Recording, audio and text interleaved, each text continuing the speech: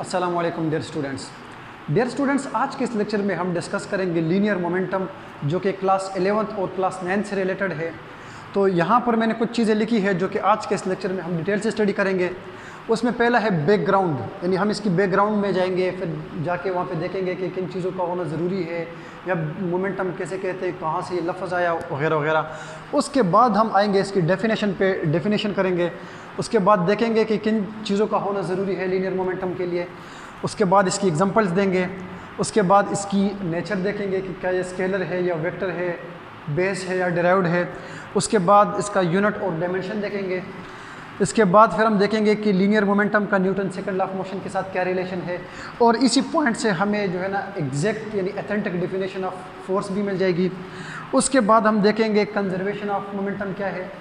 और लास्ट में हम देखेंगे कि काइनेटिक एनर्जी और मोमेंटम का क्या रिलेशन है, क्या ये दोनों सेम चीज़ें हैं या ये दोनों डिफरेंट चीज़ें हैं, इन दोनों में क्या डिफरेंसेस और क्या सिमिलरिटीज़ है, ये हम आज के इस लेक्चर में डिस्कस करेंगे। तो स्टूडेंट्स, स्टार्ट करते हैं लीनियर मोमेंटम। लीनियर नाम से जाहिर है कि स्ट्रेट बात हो रही है, कि किसी भी चीज़ को हम जो कहते हैं कि स्ट्रेट, देखिए एक लीनियर होता है, एक एंगुलर होता है, लेकिन जब भी हम बात करेंगे लीनियर की तो इससे हमारा मतलब होगा स्ट्रेट, सिरातुल मुस्तकीमा की बात हो रही है, बिल्कुल स्ट्रेट। और इसके बाद है मोमेंटम। तो मोमेंटम का लफ्ज़ रिलेटेड है स्टूडेंट मोशन से इसका लफ्ज़ रिलेटेड है।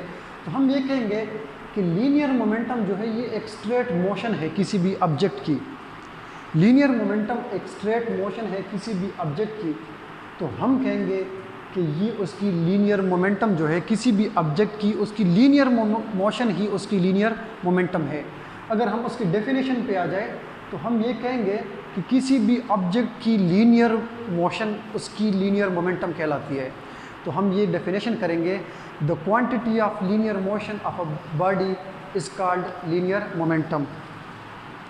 द क्वांटिटी, डेफिनेशन की बात हो रही है,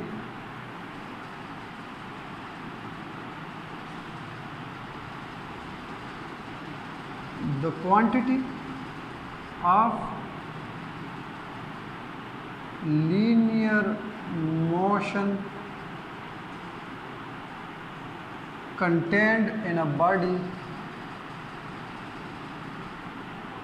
is called linear momentum।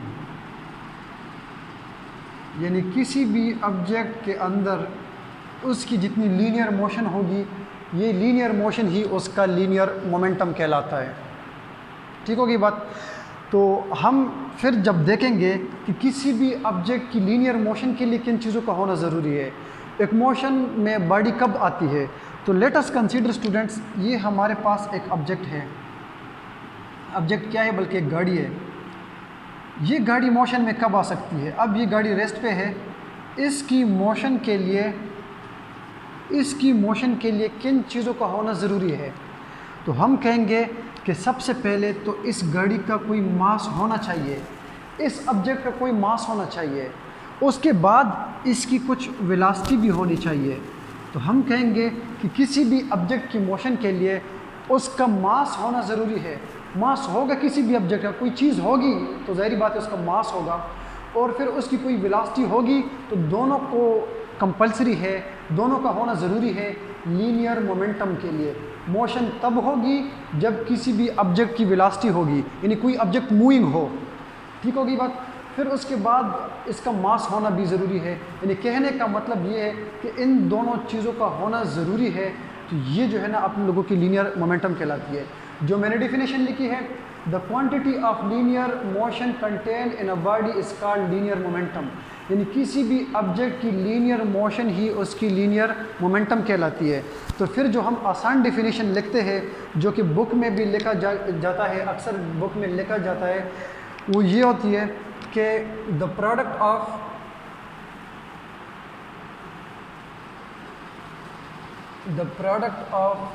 Mass and velocity of an object is called linear momentum. यानी किसी भी ऑब्जेक्ट का मास और उसकी वेलोसिटी के प्रोडक्ट हो, हम क्या कहते हैं, उसका लीनियर मोमेंटम कहते हैं। The product of mass and velocity of an object is called linear momentum.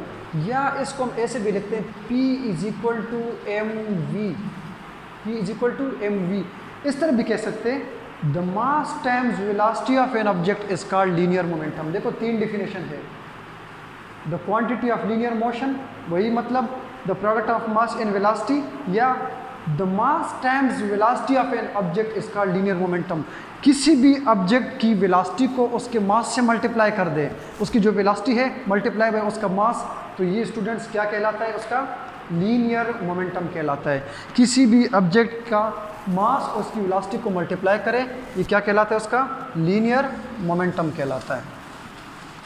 अब स्टूडेंट्स ये तो डेफिनेशन हो गई, आप लोगों ने पढ़ लिया कि किसी भी ऑब्जेक्ट की जो लीनियर मोशन है वही उसकी लीनियर मोमेंटम होती है। अब यहाँ पर मैंने लिखा है रिक्वायरमेंट, कि इसके लिए किन चीज़ों का होना ज़रूरी है, किन चीज़ों का होना ज़रूरी है। तो स्टूडेंट्स जैसे मैंने आपको पहले ही बता दिया कि किसी भी ऑब्जेक्ट की मोशन या उसकी लीनियर मोमेंटम के लिए 2 चीज़ों का होना ज़रूरी होता है, उसका मास और उसकी वेलोसिटी। उसका मास और उसकी वेलोसिटी यानी 2 चीज़ें रिक्वायर्ड होती है, ऑब्जेक्ट का मास होना भी और उसकी वेलोसिटी। दो चीज़ें हमारे पास होगी तो ऑब्जेक्ट का लीनियर मोमेंटम होगा। तो इसीलिए हम मोमेंटम को P से रिप्रेजेंट करते हैं और लिखते हैं the product of mass and velocity. इन दोनों की प्रोडक्ट को हम क्या कहते हैं, उसका लीनियर मोमेंटम कहते हैं। ठीक है स्टूडेंट्स। अभी अगर फॉर एग्जांपल मैं आपको एक मिसाल दे दूं P is equal to M v से, कि कोई भी ऑब्जेक्ट है लेकिन वो ऑब्जेक्ट रेस्ट पर है। कोई भी ऑब्जेक्ट है, ये एक टेबल है और उसके ऊपर कोई बुक लाइंग कर रही है, बुक पड़ी है, तो क्या इसकी लीनियर मोमेंटम हो सकती है? तो आप कहोगे नहीं हो सकती, क्योंकि ऑब्जेक्ट रेस्ट पर है, टेबल के ऊपर पड़ी है, इस वजह से उसकी कोई वेलोसिटी नहीं है, तो उसका लीनियर मोमेंटम नहीं है। और अगर हम दूसरे मानों में देखें तो मैंने आपको पहले ही बता दिया था कि किसी भी ऑब्जेक्ट की लीनियर मोशन, अब बुक रेस्ट पर है तो इसकी लीनियर मोशन है नहीं, इस वजह से उसका लीनियर मोमेंटम क्या है, 0 है। तो इसकी मोशन के लिए मास और वेलोसिटी का होना ज़रूरी है, इसीलिए हम ये कहेंगे कि ये उसकी मोमेंटम है। ठीक है, मास और वेलोसिटी होगी तो हमारे पास उसका मोमेंटम आएगा। अभी मैं कुछ एग्जांपल्स देता हूँ आपको स्टूडेंट्स, एग्जांपल्स के थ्रू आप लोग फाइंड आउट कर लोगे। तो मैं कहूँगा कि लेट अस कंसीडर एक ऑब्जेक्ट है, वो मूव कर रहा है, ये कोई ऑब्जेक्ट है, ठीक है, बस कोई चीज़ है जो जिसके ये टायर्स लगे हुए हैं और ये मूव कर रहा है इस तरफ। किस वेलोसिटी के साथ मूव कर रहा है? 30 मीटर पर सेकंड के साथ। और इसका मास कितना है? 2 kg। 2 kg इसका मास है और 30 मीटर पर सेकंड के साथ ये क्या कर रहा है, मूव कर रहा है। अब कोई हमसे पूछे कि इसका लीनियर मोमेंटम कितना है, लीनियर मोमेंटम कितना है, तो हमें पता है स्टूडेंट्स कि P is equal to M v है। m कितना है? 2 kg। वेलोसिटी कितनी है? 30 मीटर पर सेकेंड। तो दोनों को मल्टीप्लाई करें, 60 किलोग्राम मीटर पर सेकेंड, ये इसका आंसर आ जाएगा। तो हम ये कहेंगे कि ये 60 किलोग्राम मीटर पर सेकेंड जो है, ये इस ऑब्जेक्ट का क्या है, लीनियर मोमेंटम है, लीनियर मोमेंटम। अब स्टूडेंट्स यहाँ पर हम स्टूडेंट्स अक्सर कंफ्यूज होते हैं किसी भी ऑब्जेक्ट की मोमेंटम के बारे में, यानी वो सिर्फ और सिर्फ मास को देख के मोमेंटम का अंदाज़ा लगा लेते हैं। जैसे कि हम पूछते हैं उनसे, क्वेश्चन पूछें कि किसी भी ट्रक का मोमेंटम ज़्यादा होगा या छोटे बाइक का, तो वो सब कहते हैं सर ट्रक का। तो वो क्योंकि वो मास को देखते हैं, असल में इस तरह नहीं होता। या अगर हम ये पूछे कि एक ऑब्जेक्ट मूव कर रहा है, तेज़ मूव कर रहा है, और जो है ना एक फॉर एग्जांपल एक बाइक है वो तेज़ मूव कर रहा है, ट्रक है वो स्लो मूव कर रहा है, दोनों मोमेंटम के सब कहते हैं सर बाइक का ज़्यादा। असल में बात यह है स्टूडेंट्स कि आप लोगों ने न सिर्फ वेलोसिटी को देख के मोमेंटम का अंदाज़ा लगाना है और न सिर्फ मास को देख के मोमेंटम का अंदाज़ा लगाना है, यानी दोनों के प्रोडक्ट को देखा जाएगा। जो प्रोडक्ट दोनों का आएगा और उसका रिजल्ट ज़्यादा हो तो उसकी मोमेंटम ज़्यादा। मास और वेलोसिटी का प्रोडक्ट लेंगे, वो बाइक के लिए हो या ट्रक के लिए हो, कोई भी ऑब्जेक्ट हो, मास और वेलोसिटी दोनों का प्रोडक्ट लेके जो प्रोडक्ट ज़्यादा आएगा उसका लीनियर मोमेंटम ज़्यादा होगा। सिर्फ मास और वेलोसिटी को देख के हम नहीं कह सकते कि सिर्फ किसी ऑब्जेक्ट की वेलोसिटी को देख के तो हम कहेंगे अच्छा ये बात है, या किसी भी ऑब्जेक्ट के मास को देख के हम अंदाज़ा नहीं लगा सकते कि इसका लीनियर मोमेंटम ज़्यादा हो रहा है या कम हो रहा है। बात की समझ आ रही है? हाँ, एक चीज़ आप लोगों ने नोट करना है कि किसी भी ऑब्जेक्ट के मोमेंटम को आपने ये देखना होगा कि किसी भी चीज़ की वेलोसिटी ज़्यादा होगी तो जाहिर बात है कि उसका मास कम होगा दूसरे के मुताबिक, या जिसका मास ज़्यादा होगा उसकी वेलोसिटी कम होगी लेकिन मोमेंटम बराबर हो सकती है। जैसे कि मैं यहाँ पे लिखता हूँ कि P is equal to M v है, P is equal to M v, यहाँ से V की वैल्यू क्या आ जाएगी? P by m is equal to v. अब मैं ये कहूँगा कि अगर मोमेंटम कांस्टेंट हो, अगर मोमेंटम कांस्टेंट हो तो जाहिर बात है वेलोसिटी और मास का इन्वर्स रिलेशन है कि अगर वेलोसिटी ज़्यादा होगी तो जाहिर बात है उसका मोमेंटम कम होगा, मास कम होगा सॉरी, और अगर मास ज़्यादा होगा तो जाहिर बात है उसकी वेलोसिटी कम होगी। तो इसीलिए हम ये अंदाज़ा लगा सकते हैं। या आप इस तरह करें, एक एग्जांपल की तरफ मैं आता हूँ, एग्जांपल से यहाँ पे आपको ये और भी क्लियर हो जाएगा।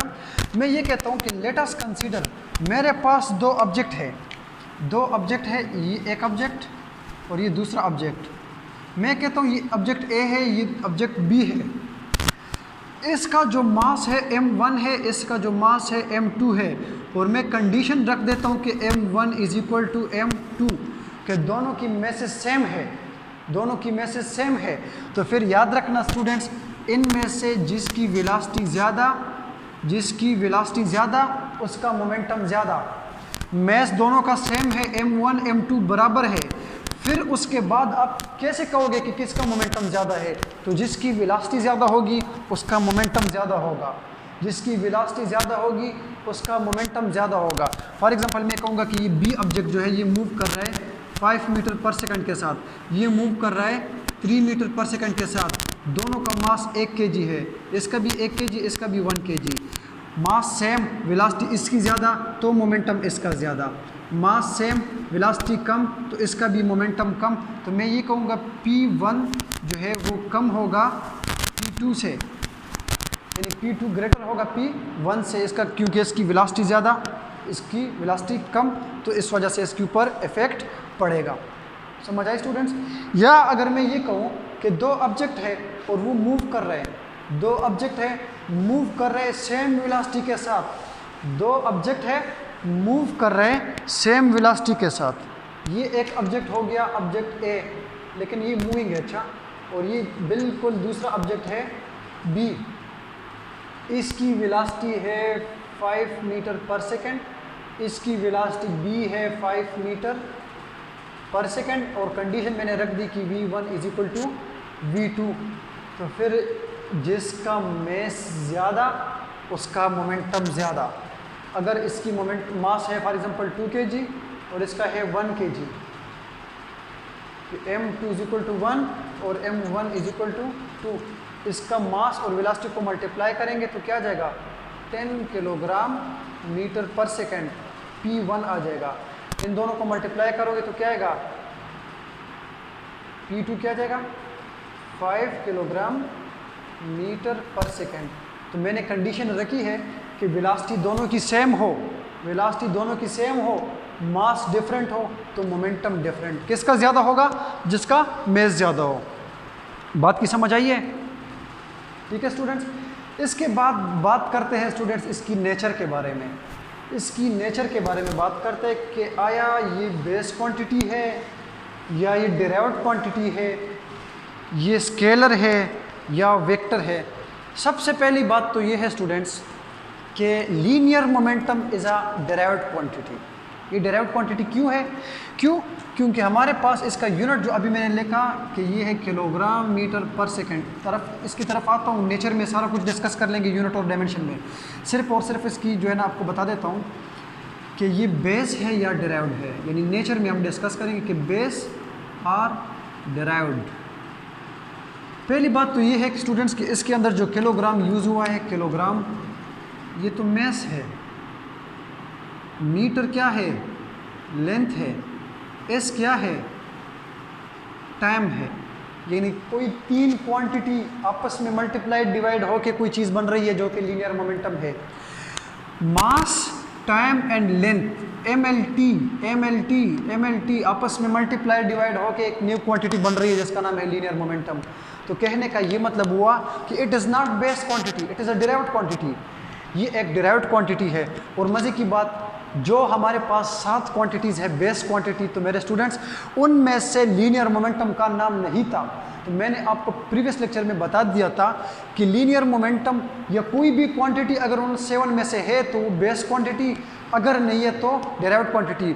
मास, length, time, current, temperature, amount of substance और ल्यूमिनस इंटेंसिटी ऑफ लाइट, इन 7 क्वांटिटीज़ में मैंने लीनियर मोमेंटम का नाम नहीं लिया। That's why it is a derived quantity. ठीक हो गई बात। चले, ये तो मान लिया कि ये डिराइव्ड क्वांटिटी है। स्टूडेंट्स अभी क्वेश्चन ये है कि it is a scalar quantity और वेक्टर क्वांटिटी। अब क्वेश्चन ये है स्टूडेंट्स कि ये स्केलर है और वेक्टर है, और वेक्टर है। तो स्टूडेंट्स याद रखिएगा कि इसका मैथमेटिकल फॉर्म था P = mv। तो ये बात आप लोगों ने अपने माइंड में याद रखनी है और ये बात सोच समझ के कि momentum is a vector quantity. ये एक वेक्टर क्वांटिटी है। अच्छा, वेक्टर क्वांटिटी चले मान लिया ये हो गई। क्यों गई? इसकी डायरेक्शन किस तरफ होगी? जिस तरफ लीनियर वेलोसिटी की डायरेक्शन हो, यानी जिस तरफ ऑब्जेक्ट मूव कर रहा हो उसी तरफ उसकी तो वेलोसिटी की डायरेक्शन होगी ना। फॉर एग्जांपल ये कोई गाड़ी है, ये गाड़ी बड़ी सिंपल है क्योंकि हमें बनाना जो है ना गाड़ी का आसान लगता है, इसीलिए बना देते हैं। ये गाड़ी है, ये इस तरफ मूव कर रही है एक वेलोसिटी v के साथ, तो हम कहेंगे इसका लीनियर मोमेंटम भी इसी डायरेक्शन में है। यानी linear momentum and velocity should be parallel. ये आपस में क्या होगी? पैरेलल होगी। That's why it is a vector quantity. Linear momentum is a vector quantity. Its direction is same along velocity vectors. जिस तरफ इसकी वेलोसिटी होगी ऑब्जेक्ट की, उसी तरफ उसका क्या होगा? मोमेंटम होगा। ठीक हो गया। अब स्टूडेंट्स आते हैं हम यूनिट एंड डायमेंशन की तरफ। यूनिट एंड डायमेंशन की तरफ स्टूडेंट्स सबसे पहले तो मैंने आपको बता दिया था कि इसका यूनिट है किलोग्राम मीटर पर सेकेंड। कैसे आया? Let's see. चले देखते हैं कि इसका ये यूनिट आया कैसे। कैसे आया? यूनिट है इसका P = mv है। m क्या है? किलोग्राम। वेलोसिटी क्या है? मीटर पर सेकेंड। किलोग्राम मीटर पर सेकेंड ये इसका एक यूनिट है। ठीक हो गया। अब स्टूडेंट्स इस तरह करते हैं कि इस किलोग्राम मीटर पर सेकेंड के साथ s मल्टीप्लाई भी करते हैं और डिवाइड भी करते हैं। तो इसका क्या फ़ायदा होगा? चले मान लिया मल्टीप्लाई भी कर दे, हमारी रूल्स है भाई, हम करते हैं। चले करते हैं, क्या होगा? किलोग्राम मीटर पर सेकंड, ये स्क्वायर हो जाएगा और इधर एक s आ जाएगा, इधर एक s आ जाएगा। अब ये क्या चीज़ है? Newton. F = ma, kilogram metre per second square, और ये क्या हो गया? s। यानी इसका यूनिट क्या है? लीनियर मोमेंटम का यूनिट क्या है? किलोग्राम मीटर पर सेकंड लिख दो या ns लिख दो, एक ही चीज़ है। किलोग्राम मीटर पर सेकंड या न्यूटन सेकंड, ये दोनों इसके SI यूनिट में आते हैं। अब बात करते हैं स्टूडेंट्स इसकी डायमेंशन क्या है। डायमेंशन डायमेंशन का मतलब क्या था? बताया था। डायमेंशन का मतलब था नेचर, कि कौन सी क्वांटिटी किस नेचर रखती है, कौन सी क्वांटिटी क्या नेचर रखती है, ये इसका क्या कहलाता है? डायमेंशन कहलाता है। यानी कौन सी क्वांटिटी किस चीज़ से बनी है, कौन सी क्वांटिटी किस चीज़ से बनी है, वही उसकी नेचर होती है। तो मैं लिखता हूँ P = mv। P = mv। m क्या है? किलोग्राम। v क्या है? Velocity metre per second. ये आ जाएगा m, ये आ जाएगा l, और ये टाइम आ जाएगा s। तो ये आ जाएगा m l s - 1 और ब्रैकेट में लिख दें स्टूडेंट्स। तो ये इसका क्या कहलाता है? m l और s जो है ये जब ऊपर जाएगा तो ये क्या हो जाएगा? t हो जाएगा। m l t - 1, m l t - 1 ये 1 1 -1 in terms of m and t, यानी मास, लेंथ, टाइम, इन तीनों चीज़ों को मिला के आप लोगों का क्या बन जाता है, लीनियर मोमेंटम बन जाता है। क्या बन जाता है स्टूडेंट्स, लीनियर मोमेंटम। अच्छा, अब स्टूडेंट्स यहाँ पर मैंने लिखा है कि न्यूटन सेकंड लॉ का लीनियर मोमेंटम के साथ क्या रिलेशन है, Newton second law of motion and linear momentum. और मैंने लेक्चर के स्टार्ट में कहा था कि इससे हमें एक एथेंटिक डेफिनेशन ऑफ फोर्स भी मिल जाएगी, कि फोर्स को जो अभी तक हम डिस्कस करते रहे और डेफिनेशन 9th क्लास में पढ़ते आ रहे हैं कि पुश और pull of an object is called force. तो इससे थोड़ा आगे जाते हैं, पुश और पुल की कहानी से आगे जाते हैं और देखते हैं कि कैसे होता है। मैंने डिस्कस करना है सेकंड लॉ और लीनियर मोमेंटम, सेकंड लॉ और लीनियर मोमेंटम, देखते हैं कि क्या होता है।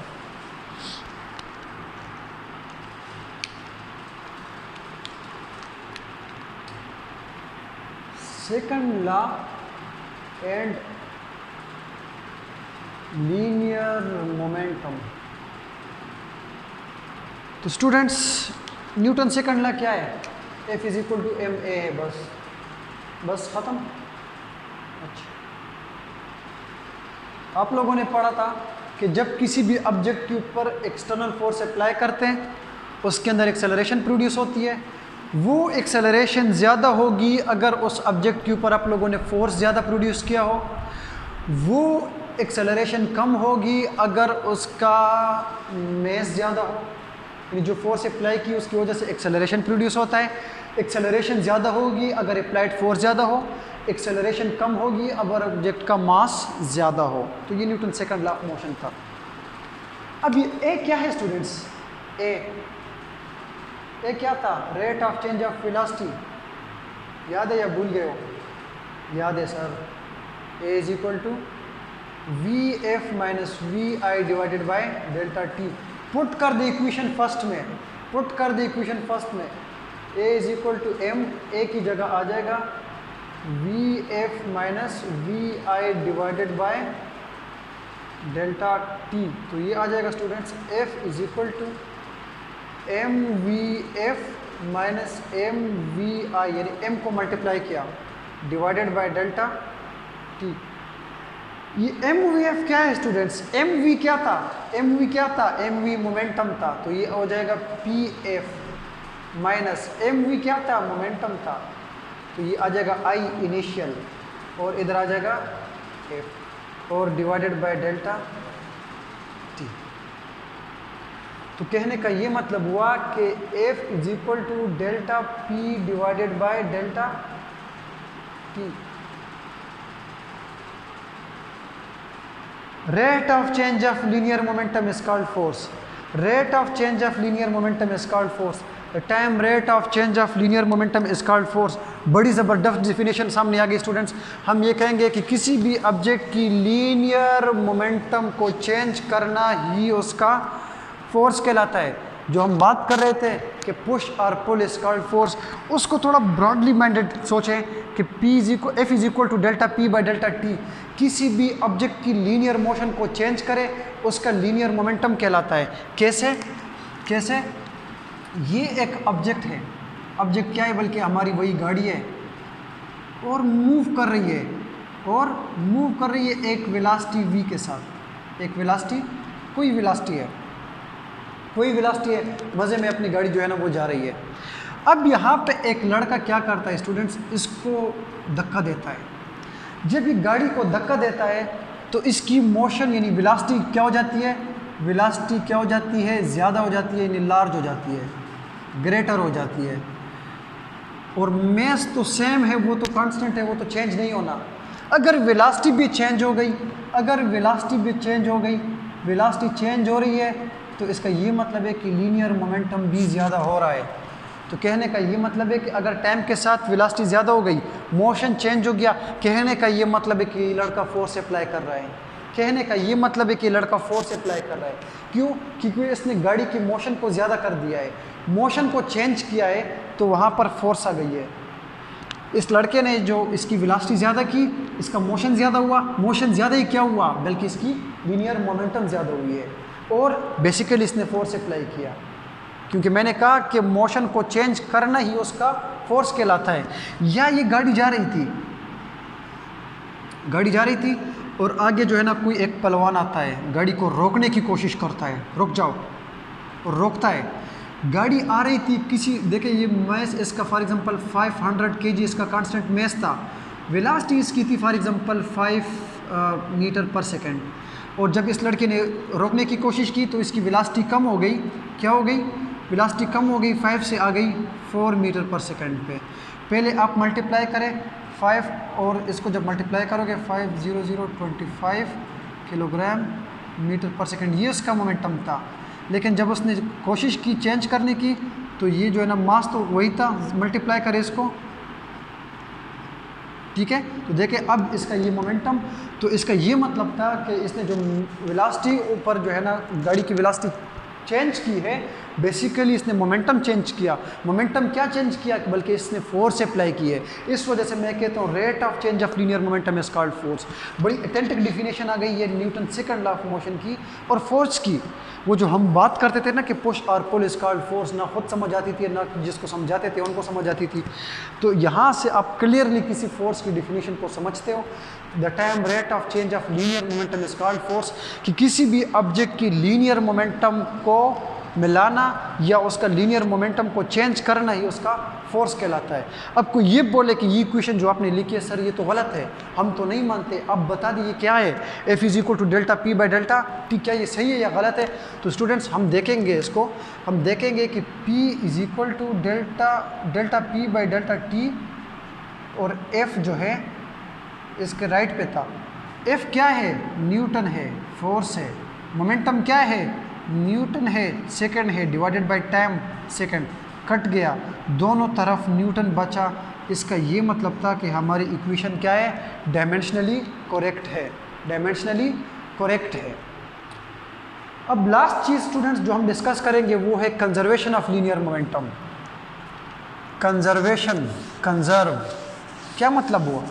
देखते हैं कि इसकी कंजर्वेशन इसमें यह है कि किसी भी सिस्टम की, आइसोलेटेड सिस्टम है हमारे पास, उसका जो इनिशियल मोमेंटम होगा और जो उसका फाइनल मोमेंटम होगा वो बराबर होगा, एक बात। या दूसरी अल्फाज में हम अगर कहें तो हम ये कहेंगे कि किसी भी ऑब्जेक्ट की लीनियर मोमेंटम हमेशा कंजर्व रहेगी, कांस्टेंट रहेगी।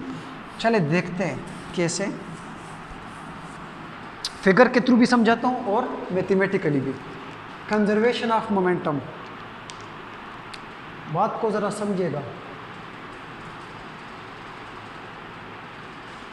कंजर्वेशन ऑफ मोमेंटम, डेफिनेशन अगर आप लोग इसकी कोई स्टेटमेंट वगैरह लिखते हैं तो लिखे, for an isolated system the initial momentum must be equal to final momentum, या ये लिख दे in the absence of external force applied the linear momentum remains constant, कि जो उसकी टोटल लीनियर मोमेंटम होगी वो क्या होगी? कांस्टेंट होगी। इनिशियल मोमेंटम फाइनल मोमेंटम आपस में क्या होगी? बराबर होगी। लिखते हैं, हमने जो अभी डेफिनेशन पढ़ी थी स्टूडेंट्स, मैंने कहा था कि F external force is equal to delta P divided by delta T। Statement में मैं ये कहूँगा कि किसी भी ऑब्जेक्ट के ऊपर अगर एक्सटर्नल फोर्स ज़ीरो हो तो उसका initial momentum must be equal to होगा उसकी फाइनल मोमेंटम की। किसी भी ऑब्जेक्ट के ऊपर एक्सटर्नल फोर्स ज़ीरो हो, अगर हम उसे ना रोकने की कोशिश करें ना धक्का दे, हम वैसे भी धक्का देते हैं, हम अगर ना उसको धक्का दें ना उसको रोकने की कोशिश करें तो स्टूडेंट्स जो उसकी इनिशियल मोमेंटम होगी फाइनल भी वही होगी। जिस तरफ उसकी क्वांटिटी ऑफ मोशन है उसी तरफ होगी, आगे पीछे कम ज़्यादा नहीं होगी। ये बात तो चले मैंने बता दी कि एक्सटर्नल फोर्स जीरो होगी, इनिशियल और फाइनल मोमेंटम बराबर रहेंगे। फिगर के थ्रू समझाएं और मैथमेटिक्स देखते हैं। पहले तो मैथमेटिक्स देखते हैं उसके बाद फिगर की तरफ आते हैं।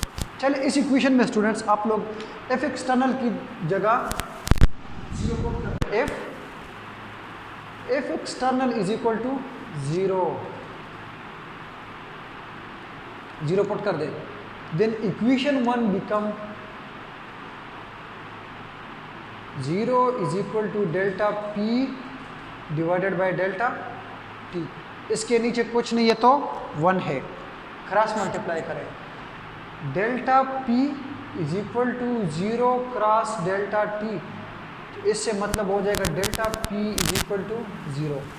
यहाँ से एक रिजल्ट तो निकला कि किसी भी सिस्टम के ऊपर अगर एक्सटर्नल फोर्स 0 हो तो उसके अंदर लीनियर मोमेंटम का चेंज क्या होगा, 0।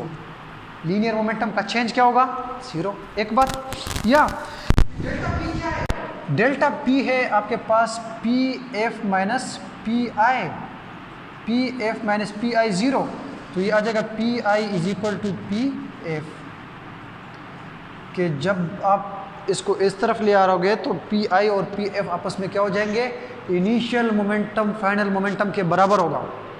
चलिए ये भी मान लिया, अभी फिगर के थ्रू समझा दें।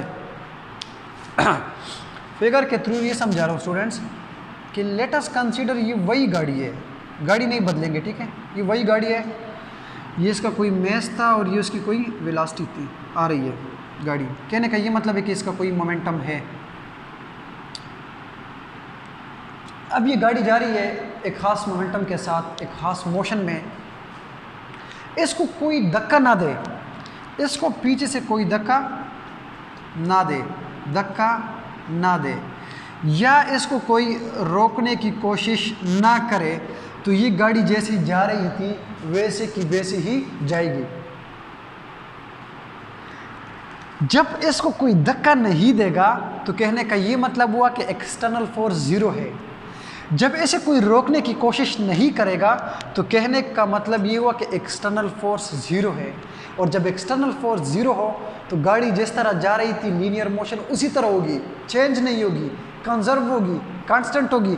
और लीनियर मोमेंटम ही, लीनियर मोशन ही बेसिकली क्या था, लीनियर मोमेंटम था कि जब इसके ऊपर ना कोई धक्का दे इसको, ना कोई रोकने की कोशिश करे, गाड़ी जिस मज़े से जा रही थी आगे उसी तरह जा रही है, तो कहने का ये मतलब हुआ ना कि लीनियर मोमेंटम कांस्टेंट है।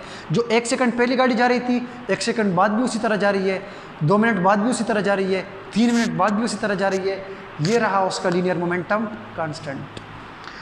अब स्टूडेंट्स आखिर में मैंने एक चीज़ लिखा यहाँ पे कि काइनेटिक एनर्जी और मोमेंटम का क्या रिलेशन है।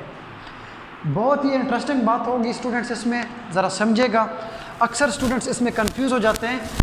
मुझे ये बताएं कि लीनियर मोमेंटम भी प्रोडक्ट ऑफ मास और वेलोसिटी है, और काइनेटिक एनर्जी के अंदर भी हाफ mv² आ जाता है, यानी दोनों सेम चीज़ के ऊपर डिपेंड करती है, मास भी दोनों के ऊपर, वेलोसिटी भी दोनों के अंदर। तो फिर डिफरेंस क्या है, तो फिर डिफरेंस क्या है स्टूडेंट्स? हम यहाँ पे सारी की एनर्जी की बात नहीं कर रहे हैं, हम सिर्फ काइनेटिक एनर्जी की बात कर रहे हैं, हम सिर्फ काइनेटिक एनर्जी की बात कर रहे हैं। यहाँ पर मैं बताऊँगा कि काइनेटिक एनर्जी एंड मोमेंटम, पहले तो ये देखते हैं कि इन दोनों का कोई रिलेशन भी है या नहीं है। पहले तो ये देखते हैं कि इन दोनों का कोई रिलेशन भी है या नहीं है। मैं लिखता हूँ यहाँ पे momentum and kinetic energy. Students हमने पहले पढ़ा कि P is equal to M v, P is equal to M v, ये बात है। और हमें ये पता है कि काइनेटिक एनर्जी हमें बराबर है हाफ mv², हाफ mv²। इस इक्वेशन के ऊपर 1/2 mv² के साथ m मल्टीप्लाई भी करें और डिवाइड भी करें। जब m मल्टीप्लाई और डिवाइड करेंगे स्टूडेंट्स तो यहाँ से काइनेटिक एनर्जी का जो रिलेशन बनेगा वो बन जाएगा 1/2 m² v² divided by m। ये m और m² v² बेसिकली क्या है, mv² लिख सकते हैं और इसको हम p² लिख सकते हैं। कहने का ये मतलब हुआ कि kinetic energy is equal to p² divided by 2m। कि किसी भी ऑब्जेक्ट का मास अगर कांस्टेंट हो तो काइनेटिक एनर्जी और लीनियर मोमेंटम का कौन सा रिलेशन होगा, लीनियर मोमेंटम का कौन सा रिलेशन होगा, स्क्वायर ऑफ लीनियर मोमेंटम, यानी kinetic energy is directly proportional to square of linear momentum, square of p इसका आ जाएगा। Kinetic energy directly proportional to square of p। इन दोनों का तो चले ये रिलेशन हो गया कि kinetic energy is equal to p² divided by 2m। Mass आपको गिवन होगा, मोमेंटम आपको गिवन होगा, काइनेटिक एनर्जी फाइंड करें या काइनेटिक एनर्जी दे देगा, कहते हैं कि इसका जो है ना आप यहाँ से मोमेंटम फाइंड कर दें। इस इक्वेशन से आप देख सकते हो कि क्या है, kinetic energy is equal to p square divided by 2m, cross multiply करें तो यह आ जाएगा 2mke is equal to p square, दोनों साइड पे स्क्वायर रूट ले, ये मर गया इससे, तो p is equal to 2mke square root is basically इसका मोमेंटम है, लीनियर मोमेंटम है, ठीक है। तो ये भी इसका एक रिलेशन है। अब स्टूडेंट्स देखते हैं कि लीनियर मोमेंटम भी मास और वेलोसिटी के ऊपर डिपेंड करता है, काइनेटिक एनर्जी भी मास और वेलोसिटी के ऊपर डिपेंड करता है, तो दोनों के दरमियान डिफरेंस क्या हुआ? डिफरेंस क्या हुआ? डिफरेंस ये हुआ स्टूडेंट्स कि एक तरफ हम लिखते हैं लीनियर मोमेंटम और एक तरफ हम लिखते हैं काइनेटिक एनर्जी। भाई मैंने पहले बता दिया था कि linear momentum is basically the quantity of motion, quantity of linear motion है। ये क्या है? It is the energy. Kinetic energy क्या है? It is the energy because of linear motion, कि उस लीनियर मोशन की वजह से जो एनर्जी होगी वो काइनेटिक एनर्जी होगी। वैसे एनर्जी की बहुत सारी टाइप्स है, heat energy, light energy, sound energy, potential energy, different है। काइनेटिक एनर्जी वो होगी जो किसी भी ऑब्जेक्ट की मोशन की वजह से होगी, तो वो उसकी काइनेटिक एनर्जी, और जो क्वांटिटी ऑफ मोशन है वो बेसिकली उसका क्या कहलाता है? लीनियर मोमेंटम कहलाता है। दूसरी बात यह है स्टूडेंट्स कि ये आपके पास एक वेक्टर क्वांटिटी है और काइनेटिक एनर्जी आपके पास क्या है?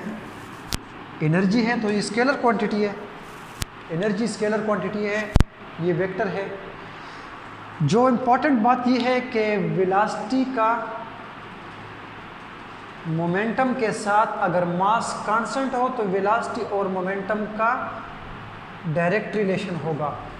डायरेक्ट रिलेशन सिंपल कि वेलोसिटी इंक्रीज करोगे तो लीनियर मोमेंटम इंक्रीज होगा, वेलोसिटी डिक्रीज करोगे तो लीनियर मोमेंटम डिक्रीज होगा इफ़ m इज कांस्टेंट, अगर मास कांस्टेंट हो। लेकिन यहाँ पे क्या होता है?